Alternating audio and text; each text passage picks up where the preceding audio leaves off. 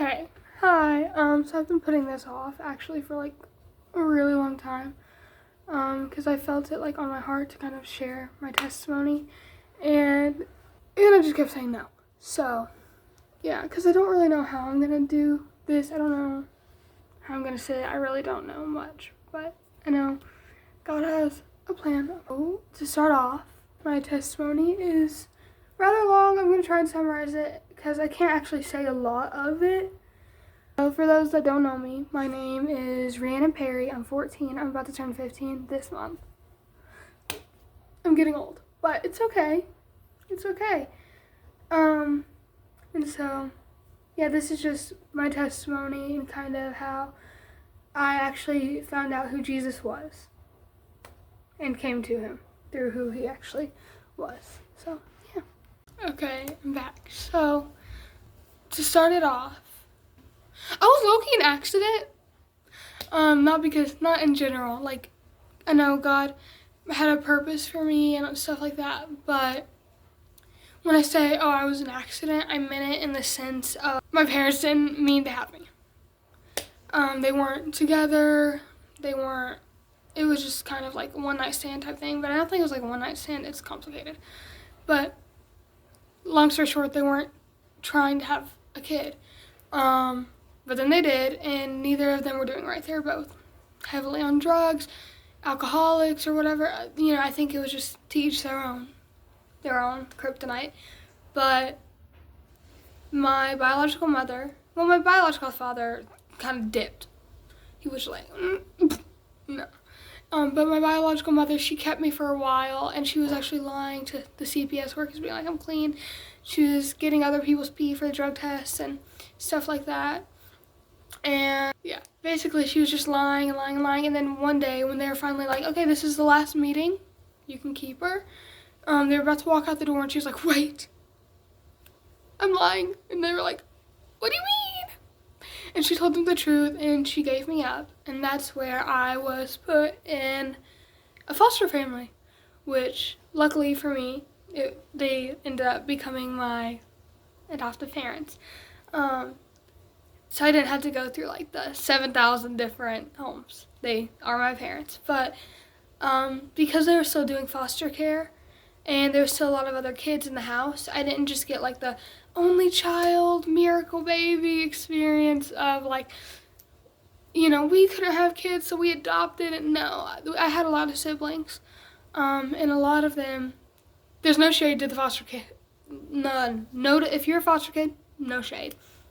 Been there, literally. But I was surrounded by like a lot of anger and a lot, like, we actually stopped having family get-togethers because like fist fights would break out.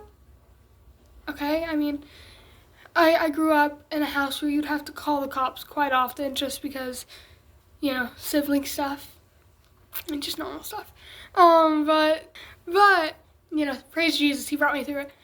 But, it led to like a lot of confusion as a kid because I was just kind of like, is this how you deal with your emotions? Like, okay, I guess. Cool. But I was also a very sensitive kid, like, throughout my childhood, like, the most sensitive. You name it, I cried over it. I was also just very loving. My love language is like physical touch, quality time. Like if I loved you, I wanted to be around you. And if I loved you, you knew I loved you. I was very extroverted. I was very cheery. It wasn't like just like loud extroverted. Like I would just walk down the street and everyone I saw would be like, hi, love you. And they'd be like, I don't know you, child, get away. God bless my father. He didn't really understand it. I got a lot of the don't cry or I'll give you something to cry about, it's confusing for like a 5-year-old. I got that from my siblings as well most of the time, and I was just very lost, and I was like, okay, well, oops, I guess. And it got to the point I was like, I had just like started being able to talk, so I was like 4, maybe, and I went to my mom. And I basically was like, Mom, I think God made a mistake putting me on this earth. I don't think I'm supposed to be here. And you know, it's a little weird for like a 4-year-old to say, but I said it. But, you know, that kind of was like foreshadowing in a sense to the long struggle of mental health that was to come, unfortunately. So, basically, I guess the next pinpoint would be when I started kindergarten. I loved education. I was an educational show kid. Very like, school, yay! But I also had no friends. So I found a friend, and she was extremely intelligent, like beyond everyone in the class. But she was like, do you want to form like an alliance? And I was like, I don't know what that means, but cool, I guess. And she kind of explained it in like kindergarten terms, which is like not actually what an alliance means, but you know, I'll give her her flowers. But then taking her flowers away after I get to the point where she beat me, literally. But you know, it was kind of like an abusive friendship, which is weird to say when you're like in kindergarten, but she exposed me to sex. She told me what it was. She didn't do it, but she told me what it was. She explained it to me. She would limit the people I could hang out with. Like, I would have to get them approved by the alliance because it was me, her, and then eventually one other girl. But this, like, she would just make me approve everyone, and then I would get in like trouble with her. And at first it would just be like rude words, but then she would either hit me or she would like pinch my skin and like twist. Like while she was pinching it, she was like twisting it. And it hurt. It hurt. But yeah. So I didn't tell anyone for years. And while that was going on, there was a lot of stuff at home with my siblings, and you know, I was just kind of watching all my siblings go down like the typical foster care kid path, like the, you know the foster care kid path, the, you know, the drugs and the abuse and the, you know, all of that stuff. Like they were going down that path. And it was kind of hard because I knew I was in foster care when I was younger, and then I knew I had been adopted, and I was like, okay, is that how I'm gonna be? Which it was weird for a 5-year-old to think like that, but I did, and so I was kind of going through a lot. So I didn't tell anyone, and like I said, it went on for years, and so did stuff at home, and a lot of stuff that like I couldn't fully comprehend, and we moved around. I moved so much during my childhood. But you know, eventually all my older siblings were either kicked out or moved out. And so then I got my little only child fantasy until one day my mom helps me change out of a dress, and she sees my back covered in bruises, and she's like, who's doing that? And I was like, my best friend. Please don't tell anyone. I don't want to lose my friend. And she was like, I'm telling people, Rhiannon. And I was like, no. But she told. Yeah. And which I think is a good thing, but it was kind of like not good to me in the moment, but it was good eventually. But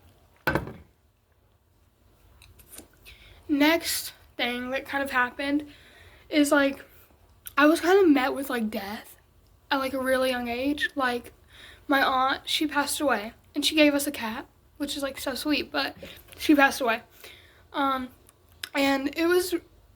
I also very early on started having the most god-awful dreams. Well, I don't want to say god-awful, that's probably like using the Lord's name in vain.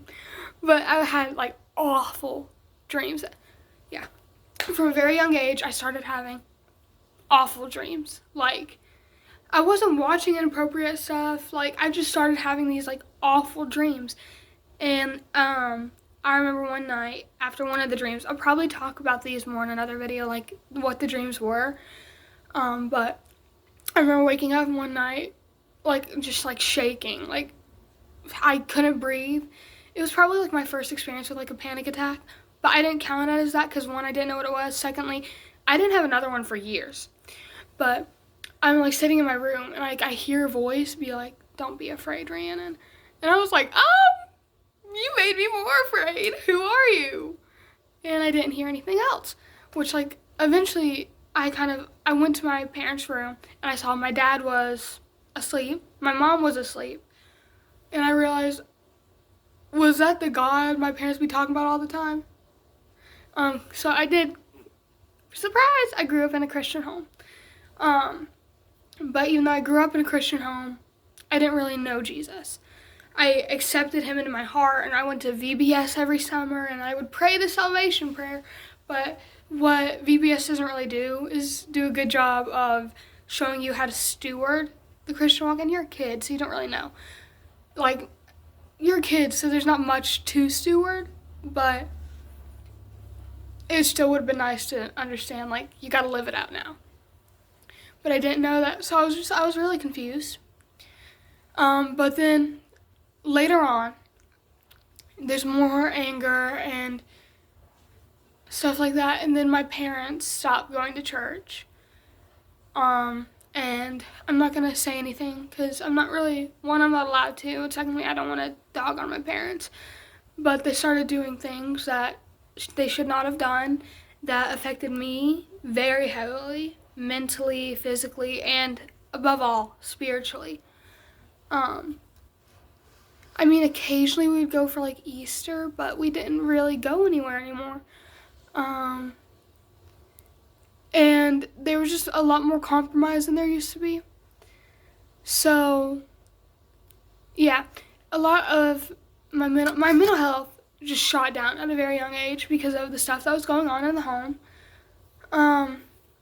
And stuff I'd been exposed to because of my siblings who had been in foster care and public school. And so after I stopped being friends with this girl, I kind of got like bullied. Still, I mean, that was kind of bullying, but I still kind of got bullied. It wasn't like that heavily, but I'm in second grade and life is okay-ish. And then I remember one morning where I'm waiting for the bus and I hear my mom talking about someone in my family who had just passed away. And shortly before this, like my cat had died, or not my cat that my aunt had given me. It was one of my cat's kittens, and we kept him. His name was Tom. He died. I was the one who found the body. It was very sad. And I went to ask, and she wouldn't tell me, and she was telling me like, oh, you misheard me, and no one died, but I was like, no, I know, like I heard you, but she still wouldn't tell me. So anyways, I get to school, and I'm sitting there at my desk, and then like I'm trying not to cry. It's either my older brother, or it's my older brother's son, so my nephew. My nephew was like younger than me. I don't know how much younger. He was probably around 4. Yeah, probably around 4. So I was like, I don't want it to be either, you know? And it was actually, the way I explained it, I don't even remember what I said. I don't remember most of my childhood. But the way that I explained it, my teacher, she was trying to comfort me, but she had also started crying. And I finished the school day. And eventually, when school was over, I went home. And my mom told me it was my brother. And he'd passed away from a police suicide. And I was like, oh Lord, that's not good. And then, I can't remember shortly before that or after, actually. I get these 2 dates mixed up a lot. But my grandmother, who I was extremely, extremely close to, she also passed away. And so it was like, within the same, probably 3 months, these things happened. And I'm like 7 years old, and I'm like, why is everyone dying? I'm 7. Like, what? And then another one of my brothers he passed away. And so I'm just kind of like, okay. Jesus, explain. And it kind of was like living guilt. Like, why am I still alive if these people aren't? Which is weird, because like I said, I was 7, but foster kids be thinking stuff like that. And even though like I said, I was adopted at a very young age, I don't think I ever fully accepted the spirit of adoption or the mentality of someone who had been chosen and adopted. I always felt like I still had like the foster kid mentality, like I still never felt home. Not because of my parents, like I was kind of always in fight or flight. Like, I just never felt peace, none of that. And it was around that time, I mean, my biological mother was still kind of in my life.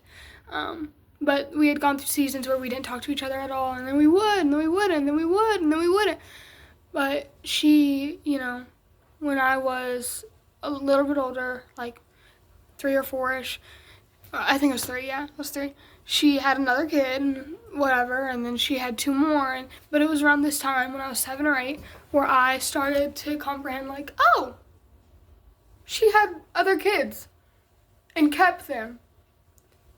And I was her first, and she didn't keep me. And so I was at her house one day, and my adoptive mom, I'm gonna call my bio mom, and my adoptive mom. So my mom's there too, and we're talking, and I kind of asked a question like, hey, why did you have more kids and not keep me? And my mom's kind of, I know she didn't mean it like that, but she's like, oh, well, we all get second chances for our mistakes. And I know now she probably meant like getting rid of me was a mistake, but it did not feel like that. So I also started having like that like ideology, like, oh, I'm a mistake. Okay, cool. And then my younger sister, birth sister, she didn't fully understand it, but she would feel that like heavily. Like, I accidentally called my biological mom once, and she was like, she's not your mom anymore. She could put you up for adoption. And I was like, oh, okay, cool, I guess. Just people like that fueled it. And then my father and I was a very early bloomer. I would be so for real. Started going through puberty and got hormonal very early. And so I'm just, getting a little sassy. And that like wrecked my father and I's relationship, like gone. Out the window actually. Non-existent. Awful. And so that happened, and it was also kind of hard because it was kind of like, I also didn't know a lot of the stuff that was going on behind the scenes. But to a little girl, it's not like, oh, well, we're all going through things, and, oh, well, I'm being a jerk, and, to a little girl, it's not that. To a little girl, it's more, why does my dad not hug me anymore? Like, that's kind of how it feels, why doesn't he want to spend that much time with me anymore? Like, that's kind of how it felt, even though I know it wasn't really like that, but that's how it felt. And so I'm kind of trudging through that or whatever, and then, we go through seasons and stuff like that, and then we get these 3 kids, they move in with us, and the little bit of attention I did have left, gone. I was in 3rd grade at the time, 2nd or 3rd grade, I think, either the end of 2nd grade or the 3rd, and any amount of attention I still had, gone. Any relationship I still had with my dad, gone. I don't remember my mom that much. I mean, she's not dead. I just don't remember how our relationship was that much at the moment. But, I'm not blaming these kids at all, because that's why I'm like, if you're gonna foster, make sure that you can give every single kid attention, or just wait till your kid's older and can understand and handle it. But I couldn't. So I kind of started giving up on that. I just, I kind of stopped talking to my parents as much about everything. And then they ended up, 2 of the biological mother, took the 2 older ones back, and then she was like, okay, well, the younger one only knows you. Like, she feels like you're her real parents, and if I take her, she's just going to be traumatized. So you guys are just going to keep her, and we kept her, and, she's my little sister now, still here, love her so much. But I was still kind of grappling with some stuff. And my parents, my parents love them. They still weren't doing exactly all the stuff that they should have been doing. They were still kind of in the world a little bit. Not like in the world, but they weren't going to church still and stuff like that. And so I'm over here like, can't really do anything about it. But because of that, I was still getting the brunt of it, because, well, they're not going to take it out like a 2-year-old. But this 2-year-old, I love her now, but I did not like her when she was 2. She was very evil. She would just like rip my hair out and bite me and rip chunks of my skin out and stuff like that. And no one believed me until we got on camera. But anyways, my hopes would be like build up and then boom, knocked down in so many things by everyone in my life. And it actually kind of got me a reputation at school as a liar. So we were actually going to move to Pennsylvania because they were going to work at Hershey. And some things happened, and right before we were about to go, it fell out. But because we'd started packing, they had drilled it into me. Say goodbye to your friends now. We're moving to Pennsylvania. Whenever I was like, okay guys, we're actually not moving, everyone was like, oh, you're a liar. So you're a liar. And I was like, no, I'm not a liar. They're like, you're a liar. And I was like, okay, I guess. I didn't mean to lie though. So I lost like all my friends except 1 or 2. I remember having one friend. But not only that, I started getting like low-key bullied by my old friends. I'd been bullied like a little bit throughout school, but I decided to become a jerk to cope with it. Like, I'm not about to be like, I'm just a victim. No, in 2nd grade, I decided, I'm just going to be mean so I can stop being bullied. So I was part of the problem. But anyways, I remember one of the more traumatic things, I started having dreams of like people dying, and I was like really confused. But there was this one where I dreamt that I had woken up and my parents had told me someone died. And then the next morning, or like a few weeks later, I go into the kitchen and they tell me that someone died. And I was like, oh, that's weird. But that's why I think the enemy attacked my dreams, is because a lot of my dreams do end up coming true. But the person that had passed away was our former pastor, but it wasn't just our former pastor. It was a dude who like saved me from getting beat by my parents so many times. He'd be like, don't punish her. She's just a baby. You know, he was literally like low-key a father figure to me. And what made it even more painful is they had been like, oh, we'll visit the church soon. We'll go back. You'll get another chance. You'll get another chance. And then I actually made a cake. I made a cake. And we ended up not going. The cake was gross. It had fondant on it. Fondant's disgusting. But, you know, the thought that counts. And then we get my older sister. And that was a whole thing because I was like 8 and she was like 16, and a lot happened there. And then we move. We get evicted. My older sister goes from us to a group home, even though we were like super close. So that was like, what the heck? And I felt awful because I didn't say goodbye, because whenever everyone was like, say goodbye, I was like, oh, I'll see her next week. I'm busy. I was busy. I was on my phone. I was like, oh, I'll see her next week. I never saw her. I mean, I have now, but for years I didn't. And I didn't really know what happened to her either. And so that happened. I was just very confused. A lot of my childhood was confusion because God bless my parents, but they didn't explain a lot to me. So a lot was going on that I just like didn't understand. Like I couldn't comprehend it. Anyways, so we get evicted. And I'm like, guys, what? You know, I remember a lot of my childhood splitting McDonald's meals because we couldn't afford anything else. We would get a McDonald's meal and we would split it throughout 4 of us. And, you know, praise God for my mom's brother. You know, he let us stay with him. But without him, we probably would have been homeless for a little bit. But praise God, he made a way and we got a little condo. But, you know, during this, I was struggling so bad mentally. Like, I'd struggled with, like, depression my entire childhood, but no one really took it that seriously because I was a kid. But, you know, because of the ways that I had been punished as a kid, I got into my head that's like, oh, if I don't feel pain, like lasting pain, then my punishment hasn't really been done. So if I felt like my punishment wasn't enough or something, or if I did something at school and nobody knew, I would go to the bathroom and I'd like bash my head against the wall, or I would hit myself or pull my hair, or stuff like that.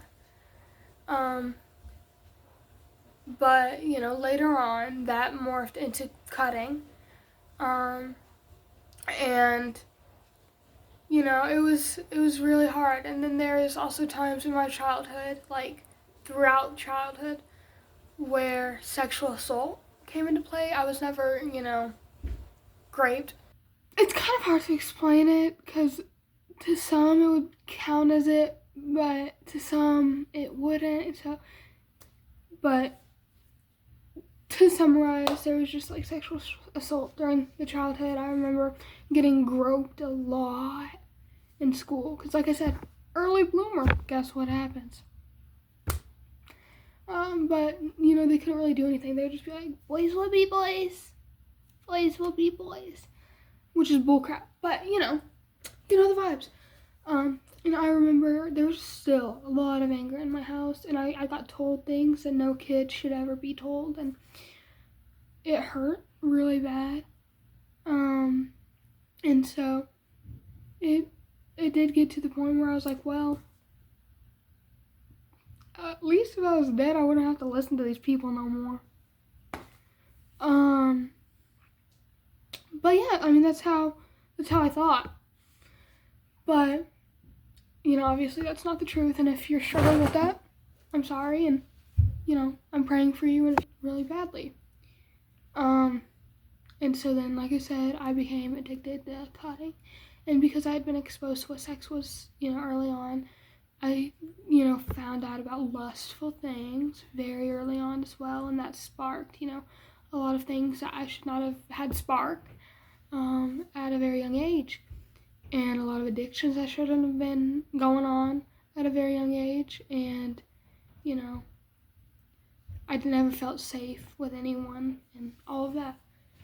And I also started having really bad body image issues, which that kind of goes hand in hand with like lust, because like it's like you look at yourself as an object after you are exposed to things. You start looking at yourself as an object, especially if you're a woman. And so I remember I was like 8, and if we would be like eating like burgers or something like that, I would like stuff bits of it in my pocket, and like, or I would hold food under my tongue so I could go either spit it out or throw it away or something like that. I had also started making myself throw up, and I had also started starving myself, and stuff like this had been going on since I was like 7 or 8, but no one, like I said, no one really took it seriously because I was so young. I would go to the guidance counselor, and one day I went with the guidance counselor, asked her how her day is, and this girl just breaks down. She's like, "No one ever asked me how my day is." And from that, I was the therapist friend. That's how I figured out I was the therapist friend. But it got to the point where, later on, we started going to church again, and I made friends, and I started, I would have like self-deprecating jokes, and that didn't happen at first. Like I'd been going to the church for like a year and a half, maybe 2 years, and that's when I started having like self-deprecating jokes. And I remember one of my friends, one of the ones I considered like actually trustworthy, told me that she had thought I was doing it for attention and that like I didn't actually struggle mentally. And that like it really hurt me because I was like, you never asked. Like you never asked. Like I don't know, because I'm like I've been through like physical and verbal abuse my entire childhood, and you think I'm faking depression for your pity? But anyways, like I said, I was mean. I morphed into a very mean, and I would call it sarcasm, but it wasn't sarcasm. I was just a jerk. But my heart became very, very, very hard. And I was still addicted to many things. I was still struggling with lust. I was still struggling with self-harm. I was still struggling with eating disorders. I was still, I was struggling with body image, and my home life wasn't good, and my relationship with my dad was awful. And my relationship with my biological parents were awful too, because I didn't really get into it because I don't feel like getting into it. But, well, you know what, I'll just kind of summarize some stuff. My biological father had said some things to me, good and bad, and he'd also made some promises to me that he ended up not keeping. Like big, like huge promises, and he ended up not keeping them. So that goes into me saying like I've been let down. I also just never felt liked. Like I never felt like I had a real friend ever in my childhood. And I always felt like my parents felt obligated to love me rather than they actually liked me. I felt like nobody liked me. Because no one showed me that they did. You know, like it wasn't like, guys, I think my parents hate me. They grounded me because I was doing bad stuff. No, like I just like there just wasn't a lot of love there. When I was young there was, but as we got older things got stressful and I just didn't feel loved. I didn't feel liked. I didn't feel valued anywhere. And so anyways, we're at this church and I become like pretty close with like one of the PKs. If you don't know what that means, it's pastor's kids. And you know, he was like one of the first people. I was like, you know what? I'm struggling bad. I'm gonna tell him about my mental health. And I did. And then like the next week he goes, my mom wants to know if you're still depressed. And I'm like, what? What? And he's like, oh yeah, she just wants to know. And I was like, how does she know that I was? He was like, oh, I told her. And he was like, well, I just did it to help you. Girl. Anyways. So that happened. So that kind of wrecked my trust for him and everyone else, which I know was like good because it's like, well, you were suicidal. But it didn't feel good. And so, yeah, I have no friends. And I was also pulled out of school because pandemic happens. And after that, my mom, every year, she'd say, we're going to take you out of school. We're going to homeschool you every single year when I was in public school. So I'd tell my friends, oh, I'm getting homeschooled. And then she wouldn't homeschool me. And then I would get called like a liar and a snake and like all of this stuff, like stuff that was not true. Cause she would be like, no, we're getting you homeschooled. I'm like, are you sure? And she's like, yes. She'd go say goodbye to your friends. And I'm like, okay. And then we would never get homeschooled. And then one year she actually did homeschool me. I found a lot of my identity into being the smart girl. And so later on, you know, whatever, me and this PK, we stopped being friends actually. And I kind of become friends with this one girl and stuff, whatever. But the big thing was, you know, I started finding my identity in being the smart girl. And so not only that, but I was opinionated, I was snarky, I was sarcastic, I was rude. And so I found out about politics, guys. And it started out like me wanting rights, which is like, cool, we need rights. Rights for people, woohoo, that's biblical, guys.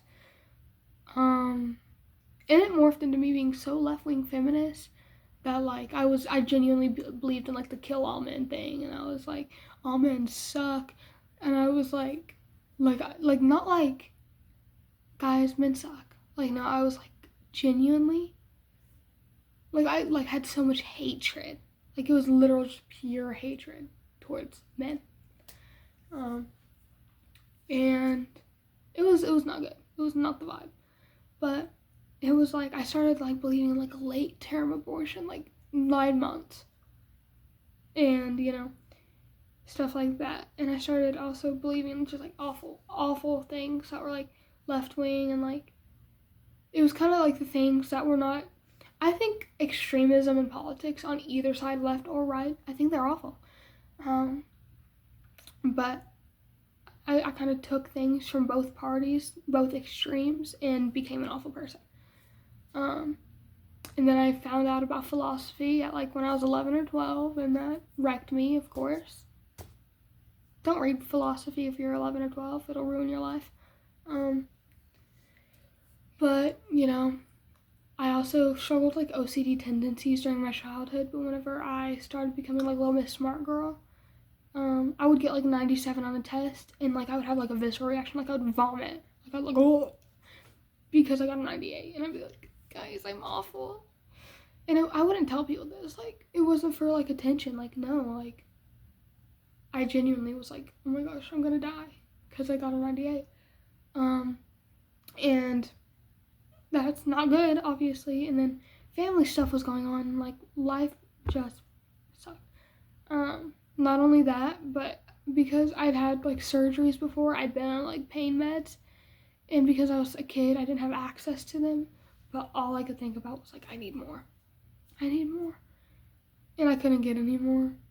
But it was like, it was bad. Like, it was like I was addicted to them without really being addicted to them. Like, all I was like, I need more pain meds, I need more pain meds, I need more pain meds, I need more pain meds. But I didn't get any more. But, then my uncle dies, and just, and then stuff like that. And it's just like, okay, well.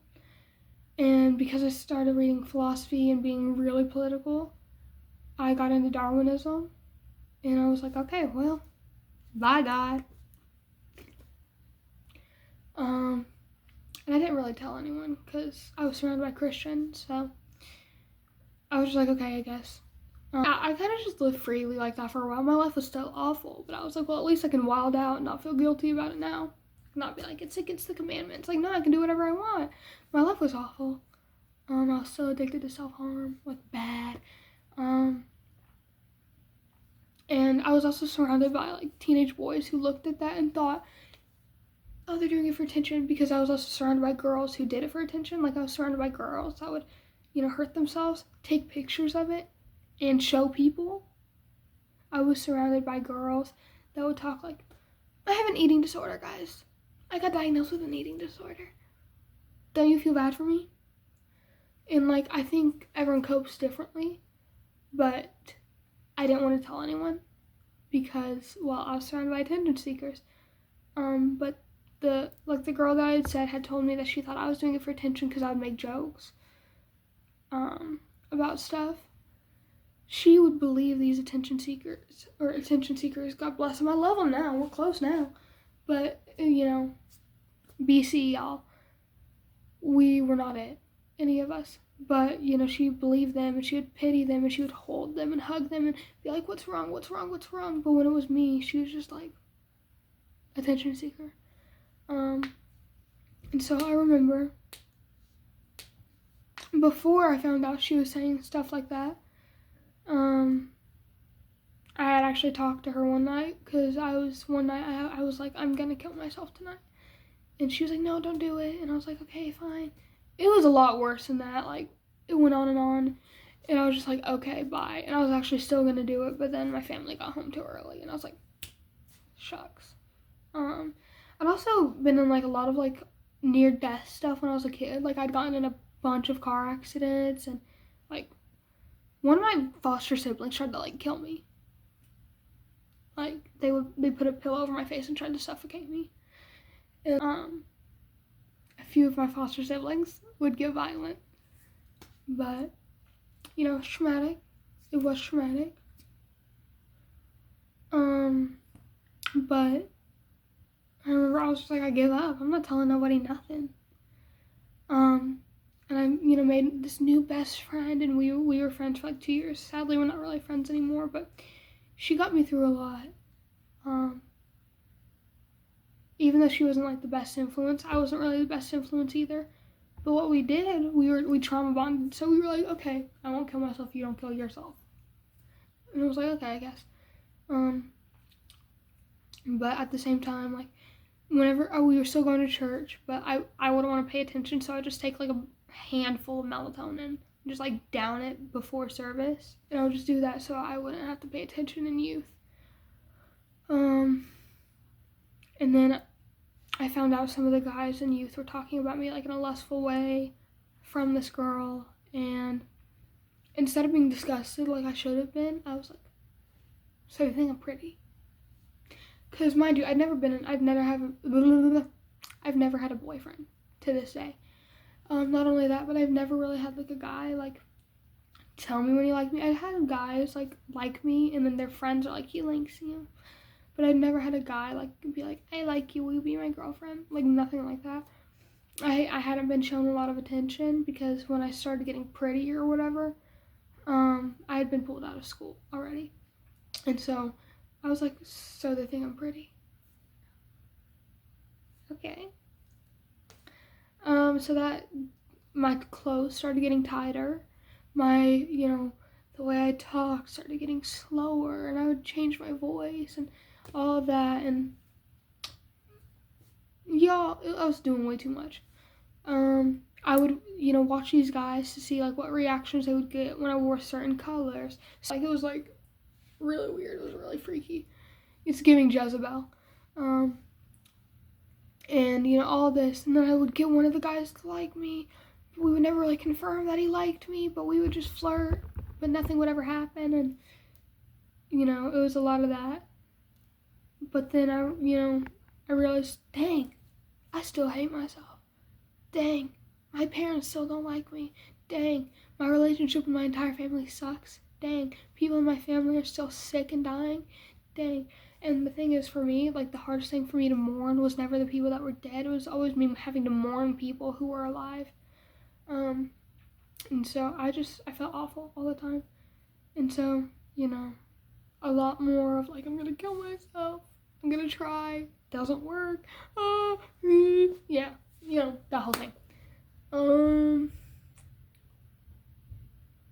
My dad's home, guys. But a lot of this is going on, and then just things suck. And then one day I'm at my best friend's house, and I'm laying on her couch, and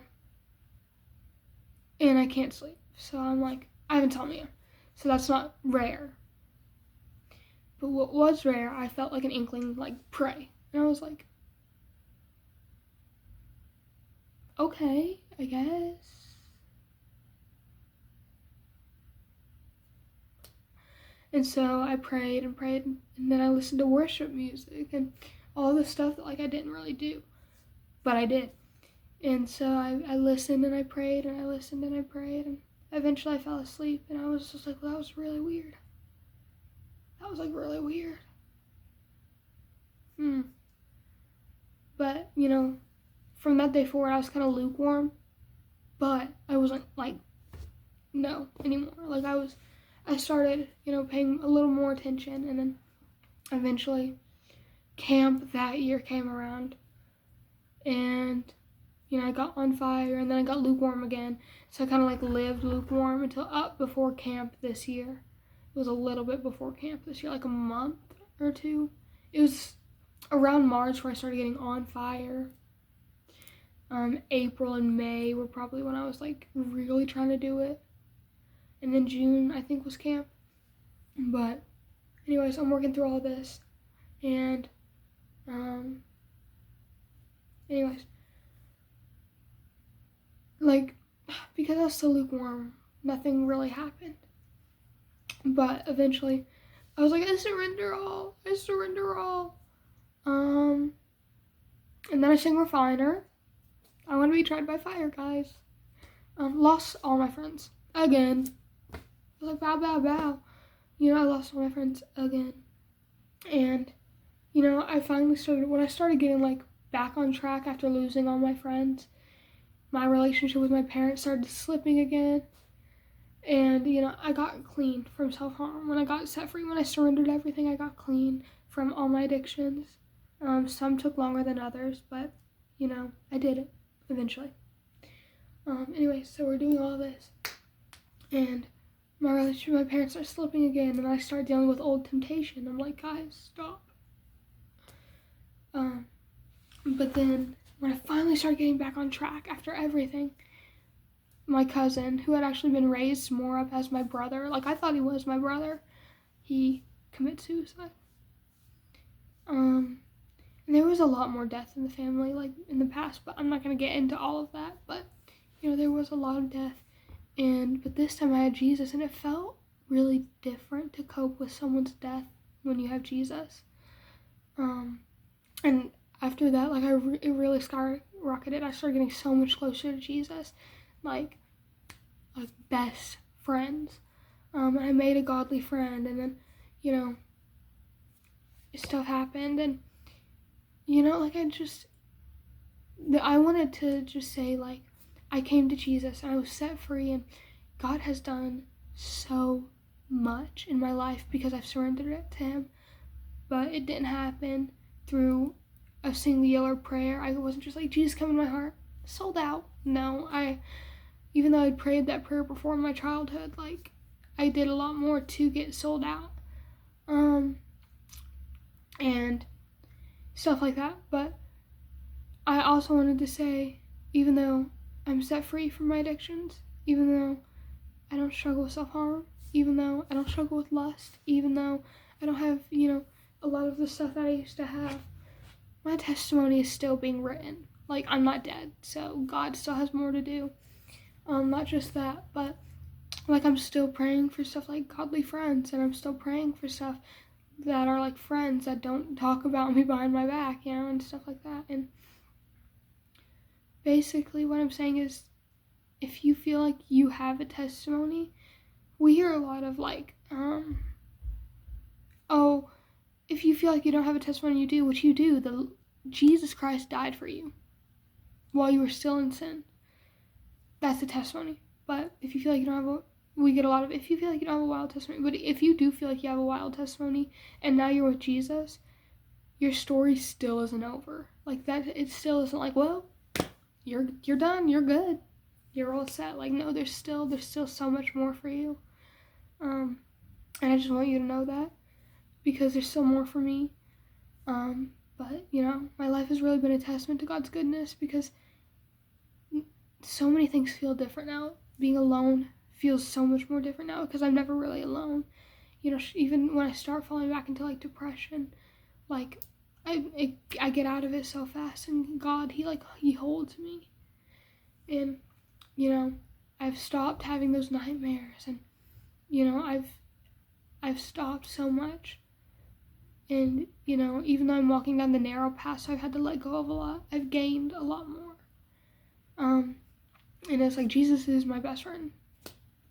You know, when people are like, well, Jesus is my bridegroom, and people are like, that's weird. No, Jesus is the bridegroom, and I'm Jesus' bride. Like, you know, and basically what I'm saying is, like, none of this could have happened if, like, I didn't surrender everything to Jesus. And, like, it's like, well, I live with the people who hurt me. So did I. I can't escape, neither could I. But I prayed that everyone who was hurting me, that their hearts would be transformed. And it took a while. It did. But our relationships got so much better. And, you know, so much had happened that even if they did do something that hurt, like, I had Jesus.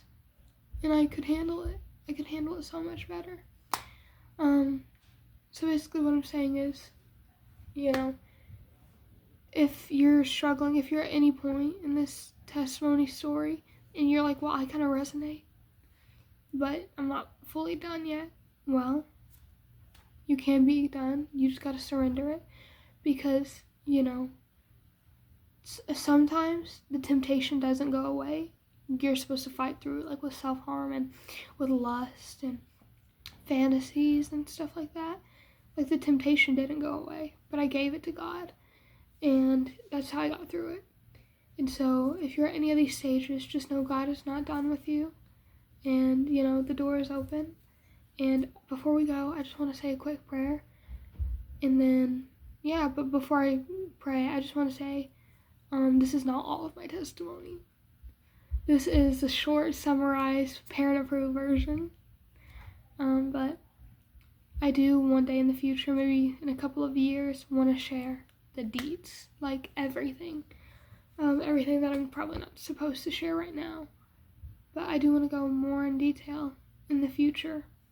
But for now, this is all I'm allowed to share. But I'm going to pray for you, and I hope you know, felt something during this video. I hope that, you know that there's still hope for you, because like I knew who I'd been a Christian, but then I fully like deconstructed, and then I came back, and it ended in a miracle in a way. But yeah. Father, I thank you. Thank you that the person on the other side of the screen, falls so in love with you. I pray that if they're looking for godly friends, that they find godly friends. And if they're struggling with their body image, if they're a guy or a girl, that they, finally come to understand that they are made in your image and that it carries weight when they hear it now. I pray that if they're struggling with depression, they're set free. And if they're struggling with self-harm or lust or anything like that, they are set free from that as well. And I thank you that as they either go to sleep or go throughout their day, that anything that's wrong, you take care of, because you're Jehovah Jireh and you're the provider. So I pray that you provide all of their needs. In Jesus' name, amen. Well, I love you. Jesus loves you more. Bye.